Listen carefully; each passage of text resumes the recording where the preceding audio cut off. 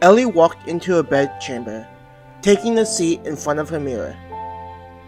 Picking up one of the many brushes, she began her nightly ritual of brushing her hair. Whenever she brushed her purple hair, it reminded her of her mother's beautiful hair of the same color. Whenever anyone told her she looks very similar to the Queen, Ellie would smile. Her mother is a strong and powerful woman who has consistently led the elven people on the right path. Ellie hoped that someday she too could become someone just as strong.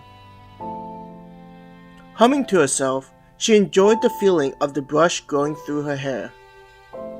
It was a very calming ritual, which she looked forward to every night. A part of her missed the nights when her mother would brush her hair for her, singing elvish songs that seemed to reflect the peaceful night outside her room. Placing the brush back where it belonged, Ellie got up and headed towards her bed. Sliding underneath the covers, she enjoyed how fluffy the sheets were and thought how fortunate she was. Though she was able to live in such a comfortable place, Ellie tried her best not to forget the people who made it possible. Humility was something she strove for, especially with her status as a princess. She was always disgusted by nobles who thought they were above the ordinary folks, instead of understanding that the people were their responsibilities and not servants. You would come to help us if something would happen, right? Ellie thought to herself as she drifted off to sleep.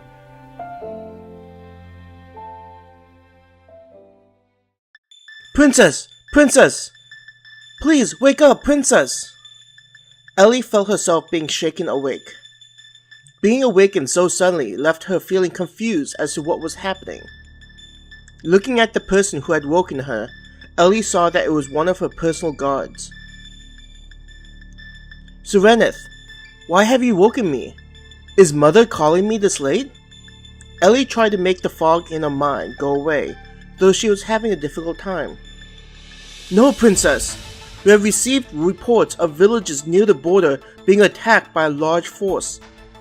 Your mother's personal guards have been notified and are on their way to let the Queen know.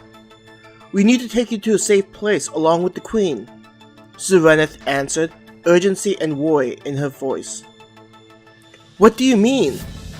Why would we need to escape so soon? Our army should be able to hold them off. The longer this conversation went on, the more Ellie was feeling confused. Even if an army were invading the Elven Kingdom, the Elvish forces would be able to keep them at bay for weeks. The kingdom had plenty of forests, which gave the elves a superior advantage against any invading forces. Unfortunately, nearly all of our forces had been wiped out by the invading army. It was only through the bravery of some of the soldiers who informed us of what had happened. The army is composed of beings that we have never seen before. Their power is too great and have slaughtered all that oppose them. I am afraid that they will be arriving in a matter of hours, so we need to hurry and get you out of the capital city and to someplace safe. Serenith's voice was pleading to Ellie. Please, Princess, we need to hurry. Even at the cost of my life, I will protect you as one of the sworn ladies of your personal guards. I will not hear such nonsense from you. You'll be with me and not die trying to be a hero, Ellie snapped at her, horrified at the thought of losing such a close friend. Yes, Princess, Serenith answered. Ellie and Serenith quickly prepared supplies, gathering clothing and other necessities. Once they finished, they rushed out of her room. The other members of her personal guards were waiting outside and set up a perimeter around her, making sure that no one approached her other than the Queen. Considering how close this invasion was to the news of the weapon and shield completing its final test, the guards were suspicious about enemy soldiers infiltrating into the palace. It was too much of a coincidence, so appropriate measures were put into place. Running down the palace hallways, they reached the throne room. Inside, the queen was waiting with her personal guards.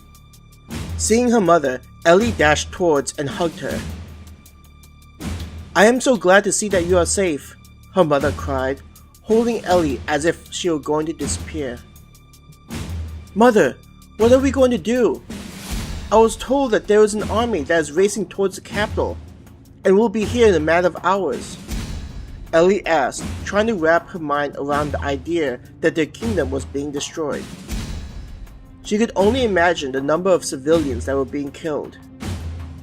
"It will be okay.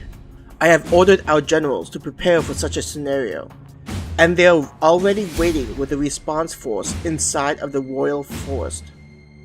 Her mother reassured her, but the sound of her voice betrayed her true thoughts. Ellie held on to her mother, wishing that this was all a dream and she would wake up. Her people would be getting up and preparing for another day, with children happily eating breakfast and playing with their friends.